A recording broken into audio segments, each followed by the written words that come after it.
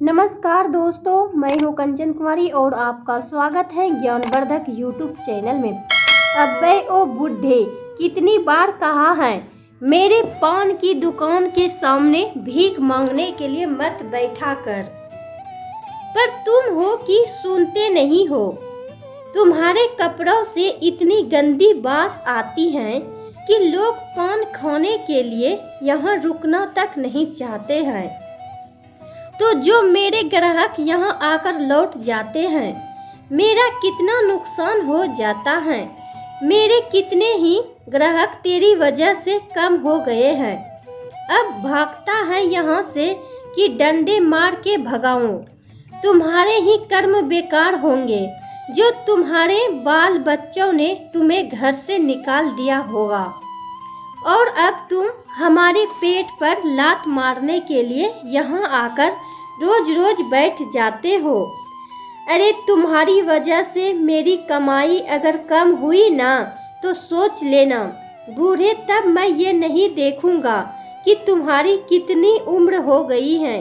इतना मार मारूंगा कि दोबारा उठकर पानी नहीं मांग पाएगा। चल जा यहाँ से। अब जाता है कि नहीं? जब देखो दुकान की तरफ लार टपकाते रहता है।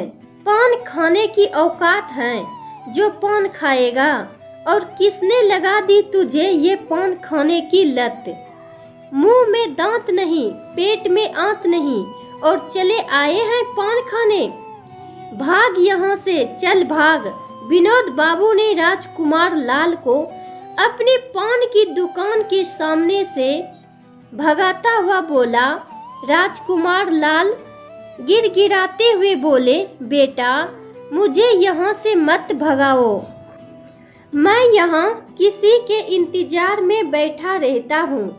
अब क्या ही बोलूँ बेटा, जिसने इस पान की आदत लगाई वो तो मुझे जीवन के आधे रास्ते में ही दगा दे गई और अकेला छोड़ गई।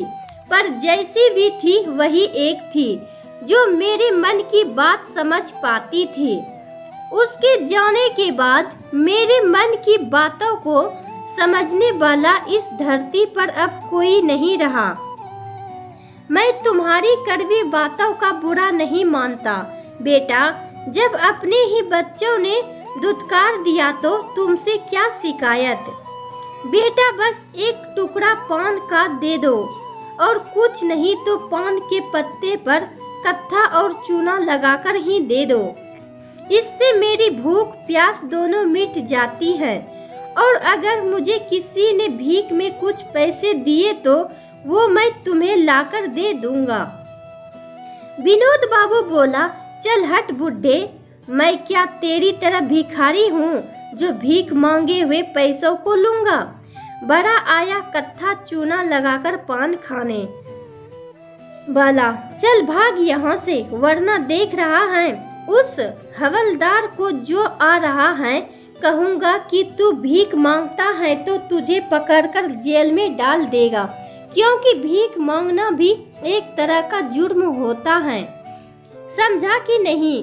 राजकुमार लाल हवलदार को देखकर घबरा गए और खुद को फटे पुराने कपड़ों से छुपाने लगे। तभी वहाँ एक भला आदमी जो पान खाने आया था बोला, क्यों भाई विनोद बाबू काम इतना मीठा करते हो? पान बेचते हो जिसे खाकर लोग खुश हो जाते हैं और मीठी वाणी हो जाती है। फिर तुम इतनी कड़वी बातें कैसे करते हो? इतना कमाते हो, अगर एक पान किसी को फ्री में खिला दोगे तो क्या चला जाएगा? गरीब हो या अमीर, हर इंसान पुण्य कमाना चाहता है। क्या तुम पाप के भागीदार बनना चाहते हो? अरे भगवान भी ऊपर से सब देख रहे हैं। जो पहले से ही दुखी है उसको क्यों कड़वी बातों से दुखी कर रहे हो? चलो मैं एक पान के पैसे देता हूँ, बताओ कितना हुआ? विनोद बाबू बोला, बाबू साहब क्यों इस भिखारी पर अपने 20 रुपया गवा रहे हो? देखो तो रोटी की भूख नहीं है, इसे पान की भूख है। राहगीर बोला, अच्छा तो 20 रुपये में एक पान उनके लिए भी लगा दो। इतना कहकर वो पान लेकर राजकुमार लाल को देते हुए बोला, लो बाबा खा लो पान, पर ये तो बताओ ये पान तुम्हारी भूख कैसे मिटाएगा? और यहाँ इस हालत में रहने से अच्छा है अपने घर क्यों नहीं चले जाते हैं? विनोद बाबू बोला, अरे साहब, अगर इनके बच्चे और घर होते तो क्या ये रोड पर ऐसे भीख मांगते फिरते? और आज आपने पान दे दिए, कहीं आदत पकड़ ली तो हर रोज ये मांगने यहाँ आ जाएगा। नहीं नहीं, मुझे मेरे दुकान के सामने भिखारी नहीं चाहिए। ओ बाबा हटो यहाँ से। अब इतना कहते हुए उसने राजकुमार लाल को दुत्कारते हुए वहां से भगाने लगा। राजकुमार लाल जी पान को देखे और मुस्कुराए और उसका एक छोटा सा टुकड़ा अपने मुंह में लेकर बोले, भाई विनोद बाबू, तुम बोलते कड़वा जरूर हो पर पान अच्छी बनाते हो, पर एक बात कहूँ, बुरा मत मानना। भाई तुम मेरे बेटे की उम्र के हो, इसलिए कह रहा हूँ, मेरी रानी जैसा पान कोई नहीं बना सकता, तुम भी नहीं। आह मजा आ गया। राहगीर बोला, बाबा ये रानी कौन है? बुरा मत मानिएगा, मेरा नाम सोनू है। आप यहाँ इस हालत में कैसे आए? हर रोज आपको देखता हूँ कि दुकान के पास आप बैठ जाते हैं और पान के एक टुकड़े के लिए न जाने विनोद बाबू की कितनी भली बुरी बातें सुनाते हैं। आखिर क्यों? कुछ तो बताओ अपने बारे में। राजकुमार लाल जी बचे हुए पान को अपने कुर्ते की जेब में लपेट कर रख लिए और बोले, बेटा तुमने आज मेरी आत्मा को तृप्त किया, भगवान तुम्हारा भला करेगा। तुम रानी के बारे में जानना चाहते हो? हाँ हाँ, रानी मेरी धर्म पत्नी जो जीवन के बीच रास्ते ही में मुझे अकेला छोड़ गई। उसके अलावा मेरे मन की बातों को समझने वाला कोई नहीं रहा। अब इस दुनिया में कहते कहते राजकुमार लाल जी की आंखों से झरझर आंसू बहने लगे और वो पुरानी यादों में खो गए, जिस दिन उनकी धर्म पत्नी रानी उन्हें छोड़कर इस दुनिया से चली गई थी। रानी उठो ना रानी, मुझे पान खाने की आदत लगा दी और अब खुद चली गई। बेवफा, देखना अब कभी पान नहीं खाऊंगा। लो रखो अपना पान, हो सके तो ले जाओ अपने साथ। कहता था मैं कि तुम ही खाया करो, पान मुझे मत दो, पर तुमने थोड़ा थोड़ा देकर मुझे भी आदत लगा दी। अब बताओ कौन खिलाएगा मुझे ये पान? रानी लौट आओ ना।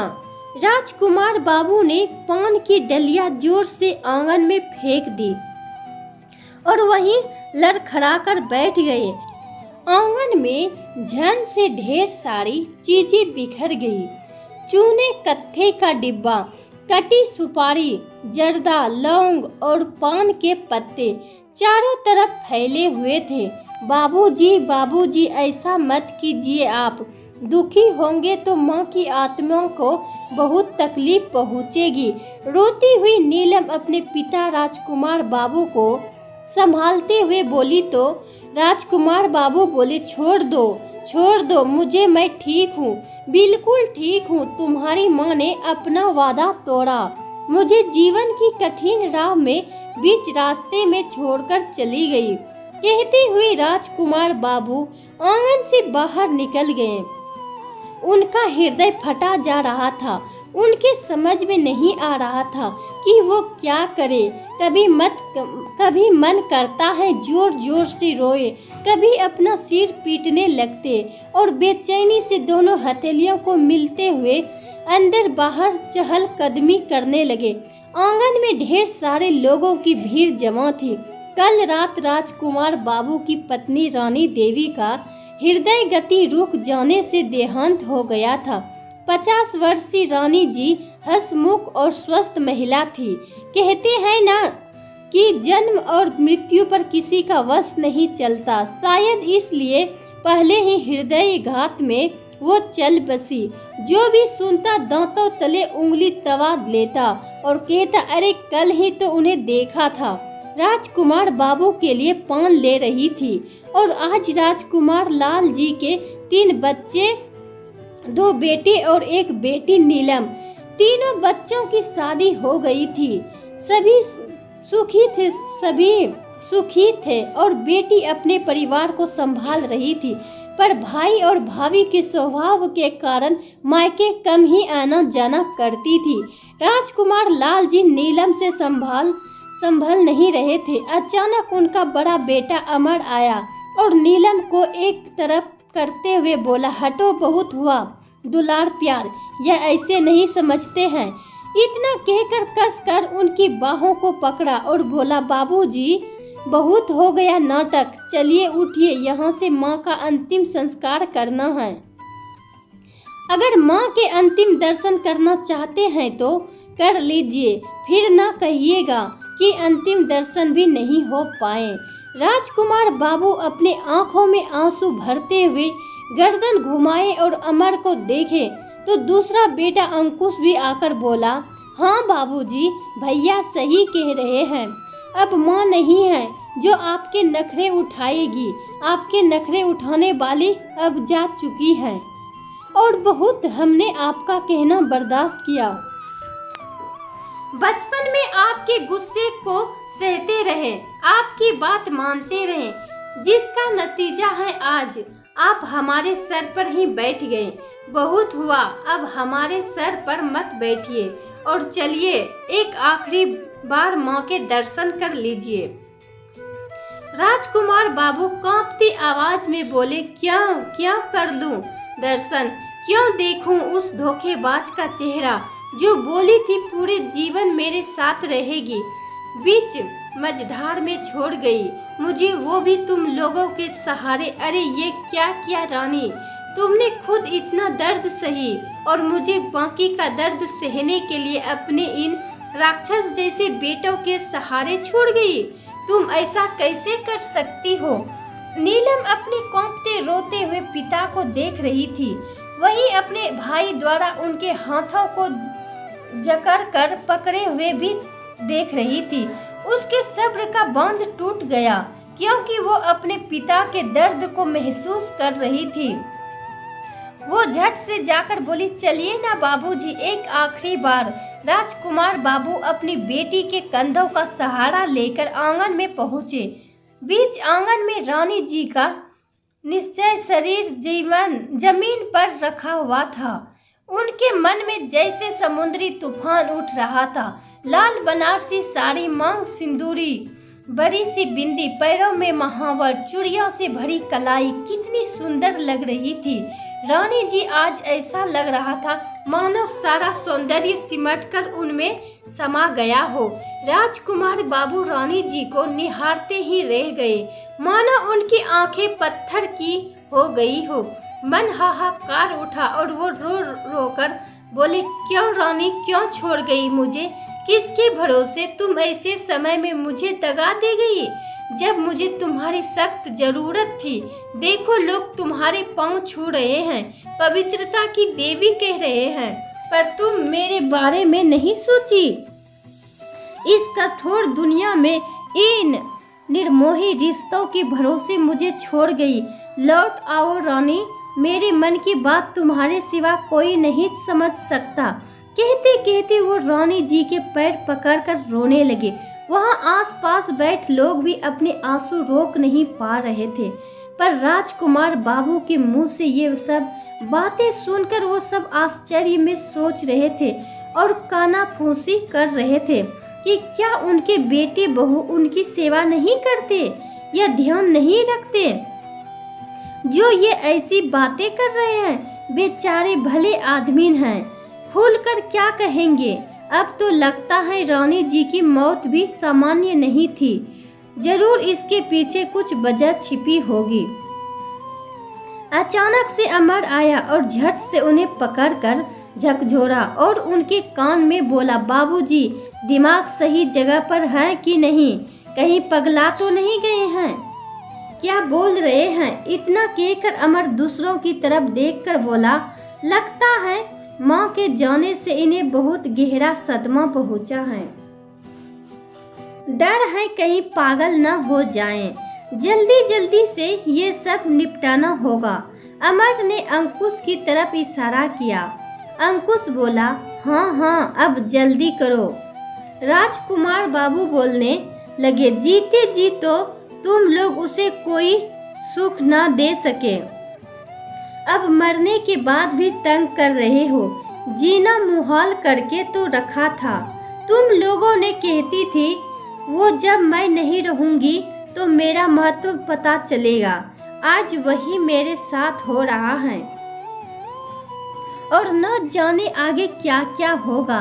वही उनकी दोनों बहुएं खड़ी होकर आश्चर्य से उन्हें देख रही थी। तो बड़ी बहू बोली, कहीं इस बुढ़े ने इतने दिन की छिपाई हुई बातें जगह जाहिर न कर दे।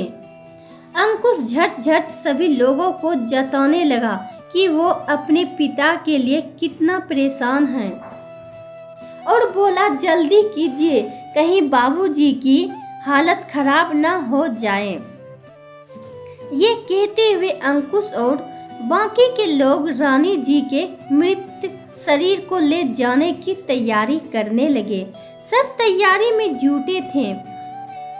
राजकुमार बाबू याद करने लगे कि एक हफ्ते पहले कैसे अमर की पत्नी ने रानी जी की सफाई और काम चोरी पर सवाल उठाते इतनी जोर का धक्का मारा था कि बेचारी जाकर आंगन में गिरी थी और उनका सर दीवार से टकरा गया था।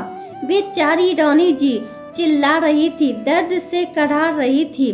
वही प्रियंका बोल रही थी, ओ बुढ़िया, बहुत हुआ तुम्हारा नाटक। जरा सा खून बहा नहीं कि पूरा घर उठा लेती हैं। सर पर काम करने को हो तो काम चोरी करते हैं। अब देखो इनकी एक आवाज पर इनके मजनू दौड़े आएंगे, जैसे वही हमें कमाकर खिला रहे हैं। और सच में वैसा ही हुआ। रानी जी की एक पुकार पर राजकुमार जी बाहर से भागे भागे आए और बोले, रानी क्या हुआ तुम्हें? भगवान इतनी चोट कैसे आई? क्या किया तुम लोगों ने मेरी रानी के साथ? बेटा अमर, बेटा अंकुश, अपनी माँ को डॉक्टर के पास ले चलो। देखो कितना खून बह गया है। बेचारे कहते रह गए पर किसी ने एक न सुने।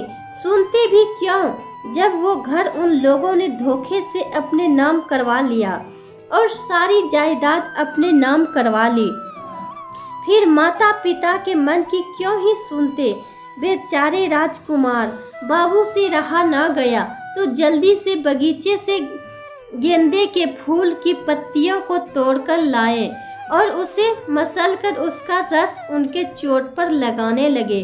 बेचारी रानी जी छिलमिला उठी, हाय मेरी मैया, अब नहीं बचूंगी, बहुत दर्द हो रहा है, मत लगाइए, बहुत जल रहा है।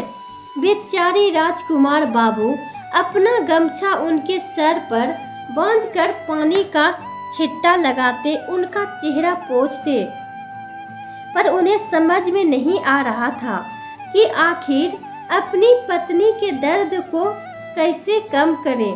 किसी तरह राजकुमार बाबू रानी जी को सहारा देकर कमरे में ले गए और बोले, रानी यहीं लेटी रहो, मैं बगल वाले से कोई मरहम लेकर आता हूँ। अपनी औलाद तो बेरहम हो गई है, शायद पड़ोसी को रहम आ जाए। इतना कहकर वो पड़ोस के घर में गए और वहाँ से डेटोल के साथ मरहम भी लेकर आए और अपने हाथों से अपनी रानी के दर्द को कम करने की कोशिश करने लगे। समय बीतने लगा। एक दिन बाद उनका दर्द कम हुआ, परंतु 2-4 दिन बाद उस घाव में पस होने लगा और उसकी वजह से रानी जी को बुखार आने लगा। खाना न मिलने के कारण कमजोरी बढ़ने लगी और उनकी हालत और बिगड़ती चली गई। एक रोज जब राजकुमार बाबू बेटी बहू से रानी जी के लिए हाथ जोड़कर पैर पकड़कर विनती करने लगे, बेटा वो मर जाएगी, बहुत दर्द में है, उसे एक बार डॉक्टर से दिखा दो। तो सब उन्हें दुत्कार रहे थे और कह रहे थे, कल की मरती आज मर जाए, हमें उस बुढ़िया से कोई मतलब नहीं है। आपको भी मरना है तो मर जाओ, दोनों का अंतिम संस्कार एक साथ ही कर देंगे, हमारा खर्च भी कम हो जाएगा। इतना कहकर सब ठहाका लगाकर हंसने लगे। ये सब रानी जी सुन रही थी और वो दर्द उनसे बर्दाश्त नहीं हुआ, क्योंकि पिछले एक हफ्ते से वो इसी दर्द में जी रही थी। इतना कुछ सहने के बाद शायद भगवान ने भी उन्हें मुक्त कर दिया और अगली सुबह वो मृत पाई गई। धीरे धीरे 13वीं बीत गई। इन 13 दिनों में किसी ने राजकुमार बाबू को बोलते हुए नहीं सुना। जो कुछ पूछा जाता सर हिलाकर हाँ में जवाब देते। श्राद्ध कर्म के बाद सारे रिश्तेदार चले गए। घर में केवल दोनों बेटे बहू और राजकुमार बाबू रह गए। एक दिन राजकुमार बाबू रसोई के बाहर आकर खाने के लिए बहू को कहने लगे, तो छोटी बहू सीमा बोली, देखो तो जरा इस बुढ़े को, बीबी मर गई है पर इनकी भूख कम नहीं हुई है, हे भगवान कैसे खाएंगे। सीमा दाल और सूखी रोटी उनके सामने बढ़ाती हुई बोली, अब जब तक जिंदा हैं रोटी तो देनी ही पड़ेगी, अब ये हमारे सर का बोझ बन गए हैं। देखो तो जरा, कुछ कहते तो हैं नहीं, बस कैसे आंखों से हमें घूर रहे हैं, मानो हमें निगल ही जाएंगे। मैं तो कहती हूँ इनके सामने अपने पति और बच्चों को हम खाना नहीं देंगे, न जाने उनकी बुरी नज़र कहीं उन्हें लग न जाए। इतना कहते हुए दोनों वहां से चली गई और राजकुमार बाबू सूखी रोटी और दाल भिगोकर मुंह में डालते और आंखों से आंसू बहाते और उनके मुंह से बस इतना ही निकलता, रानी क्यों चली गई, लौट आओ ना। जब उनसे वो खाना खाया नहीं गया तो वह इधर उधर रानी जी के पान के डब्बे को ढूंढने लगे। तो सीमा बोली, देखो तो जरा, इस बुढ़े को खाना खाया नहीं गया, लेकिन पान खाएंगे। राजकुमार बाबू बोले, बहू तुम्हारी सास के पान की तस्करी कहाँ है, दे दो मुझे, एक टुकड़ा मुंह में ले लो तो शायद भूख और प्यास दोनों मिट जाएं। वो कहती थी कि पान खाने से रूखा सूखा सब हजम हो जाता है। खूब तो चली गई नो, जाने ये रोग मुझे क्यों लगा गई। कहते कहते वो रोने लगे। तभी अमर आया और पान के डब्बे को वहां से हटाते हुए बोला, बस कीजिए, हमारे पास इतने पैसे नहीं हैं कि हम आपको पान सुपारी खिलाते रहें, और हाँ, वो कमरा खाली कर दीजिए, बेहतर होगा आप बाहर रहिए। कहता हूँ अभी अंकुश से वो आपकी चारपाई बड़ा मदे में लगा देगा, आप वहीं रहिए। अरे बच्चे बड़े हो रहे हैं, उन्हें भी कमरों की ज़रूरत है। अब चलिए चलिए, कभी अभी के अभी चलिए। इतना कहते हुए पकड़ कर घसीटते हुए राजकुमार बाबू को बड़ा मदे में लेकर जाकर धम से जमीन पर बैठा दिया और बोला, अब आपकी यही जगह है, समझ गए। इतना कहते हुए अमर वहां से चला गया। उसके जाते ही दोनों बहुएं हंसने लगी और बोली, अब आया बुढ़ा अपनी औकात पर, बड़ा चला था पान खाने, आज तो बड़ा मदे पर आए हो। कुछ दिनों बाद देखना दोनों बेटे धक्के मार के इस घर से बाहर निकाल देंगे। मैं तो कहती हूँ अच्छा होगा उनके निकलने से पहले खुद ही निकल जाओ और अपनी बच्ची खुची इज्जत समेट कर निकल जाओ। इतना कहते हुए दोनों अपने अपने कमरे में चली गई। राजकुमार बाबू उस घर को छोड़कर जाना नहीं चाहते थे, क्योंकि उसे घर के कण कण में राधा जी की यादें बसी हुई थी, जो दुल्हन बनकर आई थी और अपने जीवन के सुख दुख उनके साथ वहाँ बसती थी। उसी घर को वो छोड़कर कैसे जाते, पर हालात ऐसे थे कि उनके ही बच्चे उन्हें अपने साथ रखने को तैयार नहीं थे। उनके मन की भावनाओं को समझना नहीं चाहते थे। अगले दिन से दोनों बहू का अत्याचार शुरू हुआ। कभी कोई खाना नहीं देती तो कभी कोई कंबल नहीं देती। हद तो तब हो गई जब छोटी बहू ने उनके बिछावन पर पानी डाल दिया और चिल्ला चिल्ला कर अपने पति को बोली कि ये देखो, बुढ़ापे में तुम्हारे बाबूजी ने बिस्तर गीला कर दिया। अब हमसे तो ये गंदगी और साफ सफाई हो नहीं पाएगी, तो आप लोग ही कीजिए। फिर क्या था, दोनों बेटों ने हाथ पकड़ा और घसीटते हुए बोले, अब आप यहाँ रहने लायक नहीं हैं, तो चलिए आपको गांव छोड़ आते हैं। सीमा ने झट से उनकी चादर में 2-4 कपड़े उनके समेटे और हाथ में पकड़ा दी। राजकुमार बाबू बोले, बेटा, गांव की कोई भी जमीन तुम लोगों ने छोड़ी कहाँ है, तो मैं वहाँ जाकर कहाँ रहूँगा? घर तो तुमने बेच दिया। अंकुश बोला, हम आपके रहने का इंतजाम कर देंगे, बस मुंह बंद करके हमारे साथ चलिए। रास्ते में कोई कुछ पूछे तो कुछ मत बोलिएगा, जवाब हम दे देंगे। तभी पड़ोस के दिनेश लाल जी बोले, अरे राजकुमार बाबू, रात के अंधेरे में कहाँ जा रहे हैं? अभी भाभी जी को गए हुए कितना ही वक्त हुआ है, जो आप अपने बच्चों को छोड़कर जा रहे हैं, या फिर बच्चे भी साथ जा रहे हैं? राजकुमार बाबू कुछ कहते उससे पहले ही अमर बोला, चाचा जी, बाबूजी का यहाँ मन नहीं लग रहा है। हमारे दूर के चाचा जी गांव में रहते हैं, तो सोच रहा हूँ कुछ दिन इनको वहीं छोड़ आता हूँ। जब मन लग जाएगा और माँ की याद धुंधली हो जाएगी तो इन्हें वापस ले आएंगे। अभी चलते हैं, वरना ट्रेन छूट जाएगी। इतना कहते हुए दोनों झट से वहाँ से निकल गए और दोनों बहू ने अपने घर का दरवाजा बंद कर लिया। रात के अंधेरे में करीब 3-4 घंटे गाड़ी चलाने के बाद एक सुनसान सड़क पर एक पान की दुकान के किनारे राजकुमार बाबू को उतारते हुए दोनों बेटों ने कहा, पलटकर मत आना, और ये लो 100 रुपये, जितने दिन खा सकते हो खा लो, वरना किसी गाड़ी के नीचे आकर मर जाना, पर हमें याद मत करना। इतना कहते हुए दोनों वहां से चले गए।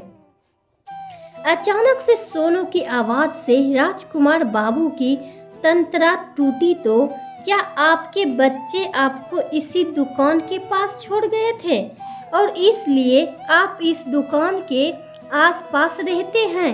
मगर क्यों? राजकुमार बाबू बोले, अब क्या कहूँ बेटा, लगता है एक न एक दिन जब उनके साथ उनकी औलाद यही सुलूक करेंगे तो शायद उन्हें मेरी याद आए और वो लौटकर मुझसे माफ़ी मांगने आए। सोनू बोला, काका जो आपको सालों तक ढूंढने नहीं आए वो क्या आएंगे? हाँ, ये बात सही है कि आज न कल आपके साथ भी इंसाफ होगा, और देखिएगा जैसी हालत आपकी उन लोगों ने की है उससे बेहतर हालात उनकी हो जाएगी। हाँ, एक बात का दुख जरूर है कि आपके मन की भावनाओं को कोई समझ ना सका, जबकि आपने क्या ही मांगा था, बस दाल रोटी और उस घर में रानी जी की यादों के साथ जीने का हक। अभागे वो भी ना देना सके आपको। राजकुमार बाबू की कहानी सुनकर वहीं बैठा विनोद बाबू दुखी हो गया और उसे एहसास हुआ कि उसने भी उनके साथ अच्छा व्यवहार नहीं किया। विनोद बाबू बोला, बाबा मुझे माफ़ करो, मुझे नहीं मालूम था कि आप हम अपने ही बच्चों के सताए हुए हैं। अगर गलती से मेरे मुंह से कुछ निकल गया हो तो मुझे माफ कर दीजिएगा। राजकुमार बाबू का मन अमृतमय हो गया, क्योंकि सालों से इतने प्यार भरे शब्द और इस एहसास के लिए वो दर दर भटक रहे थे। उनके तड़पते हुए हृदय की प्यास मानो आज बुझ गई थी, क्योंकि बहुत दिनों से वो अवरुद्ध प्रवाह वाला झरना जो उनके अंदर ही अंदर बह रहा था, आज उनके आंखों से भी बह निकला और उनके मन का दर्द थोड़ा कम हुआ। सोनू बोला, बाबूजी, आपका मन तो पहाड़ी झरने की तरह पवित्र, निश्चल और सच्चा है, जिसे मैं महसूस कर सकता हूँ, पर आपको अब इस दुख में जीने के लिए यहाँ मैं छोड़ नहीं सकता। अगर छोड़ दूंगा तो मुझसे बड़ा पापी कोई नहीं होगा। चलिए, आप जैसे लोगों के लिए भी इस दुनिया में एक स्थान बनाया गया है, जिसे वृद्धा आश्रम कहते हैं।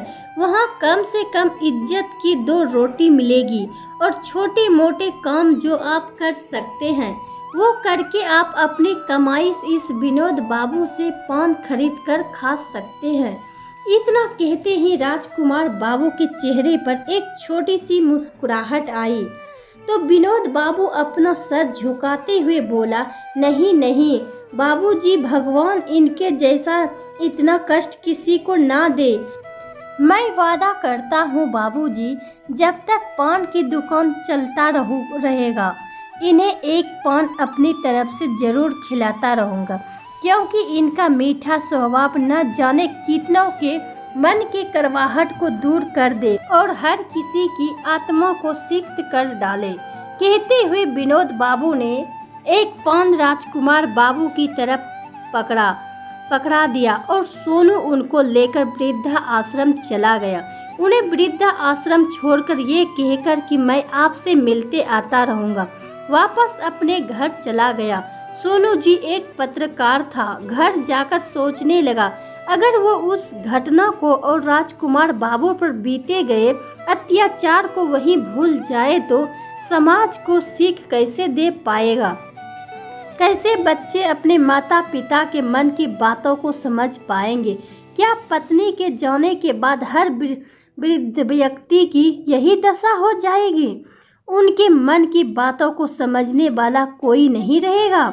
यही सब सोचते हुए सोनू कागज पर राजकुमार बाबू के जीवन की घटना को लिखने लगा। अगले दिन न्यूज चैनल और बाद में मैगजीन, अखबार, हर जगह राजकुमार बाबू की पूरी घटना को दिखाई गई और छापी गई। ये खबर आग की तरह फैल गई और राजकुमार बाबू के पुराने पड़ोसियों ने जब ये घटना पढ़ी और सुनी तो सबको एहसास हुआ कि आखिर उसे दिन राजकुमार बाबू क्यों इतना बेचैन हो रहे थे। समाज में उनके बेटे बहू की थू थू होने लगी। सोनू ने राजकुमार बाबू की सहमति लेकर पुलिस में कंप्लेन दर्ज करवाई। दोनों बेटे बहू को पुलिस ने पकड़ा और जब राजकुमार बाबू से पूछताछ की तो उन्होंने बताया कि जबरदस्ती दोनों बेटों ने उनकी पत्नी का अंगूठा लगवाया और उनसे दस्तखत करवाया था। फिर क्या था, दोनों बेटे बहू पर केस चला और कार्रवाई हुई। नीलम ने भी आकर गवाही दी कि दोनों भाई भाभी कैसे उसके माता पिता पर अत्याचार करते थे। देखते ही देखते दोनों बेटा की नौकरी चली गई और वो भी दर दर भटकने लगे। जब कोई रास्ता नहीं दिखे तो बेटे बहू उनके सामने पैर पकड़कर उनसे माफ़ी मांगने लगे, लेकिन राजकुमार बाबू ने उनसे मुंह मोड़ लिया, ये कहकर कि तुम लोगों ने मेरी रानी को बहुत कष्ट दिया, जिसके कारण जीवन के बीच रास्ते में उसे मुझे छोड़कर जाना पड़ा। मैं तुम लोगों को कभी माफ नहीं कर पाऊंगा। राजकुमार बाबू की सारी संपत्ति उन्हें वापस मिली, लेकिन उन्होंने उस संपत्ति को लेने से इनकार कर दिया और कहा कि जो संपत्ति मेरी रानी को ना बचा सके, मेरे मन की बात ना समझ सके, मैं उसे लेकर क्या ही करूँगा। बेहतर है इन पैसों को बुजुर्ग माता पिता की मदद में लगा दिया जाए। और इस बात का फैसला लेने का अधिकार उन्होंने सोनू को दे दिया और बेटी से भी कहा कि दोबारा वो वृद्धा आश्रम उनसे मिलने ना आया करे, क्योंकि वो अब सभी रिश्तों से ऊपर उठ चुके हैं और किसी को याद नहीं रखना चाहते सिवाय रानी के। वो दिन और आज का दिन राजकुमार बाबू सोनू और विनोद बाबू के सिवा किसी से मिलते नहीं थे और अपने जीवन के बचे हुए समय को इस वृद्धा आश्रम में रानी जी को याद करते हुए बिताने लगे, क्योंकि जो मन की बात समझती थी जब वही छोड़कर चली गई, तो क्यों किसी के सामने अपने मन की को खोलना। यह दुनिया ऐसी हो गई है जो दर्द को समझती नहीं बल्कि दूसरों के दर्द में मजे लेती है। तो बेहतर होगा अपने दुख को ऐसे इंसान के सामने कहे जो सच में उसे समझने और महसूस करना जानता हो। आपको इस कहानी से क्या सीख मिला दोस्तों, आप हमें कमेंट बॉक्स में ज़रूर बताएं और ऐसी ही कहानी सुनने के लिए ज्ञानवर्धक यूट्यूब चैनल को अवश्य सब्सक्राइब करें।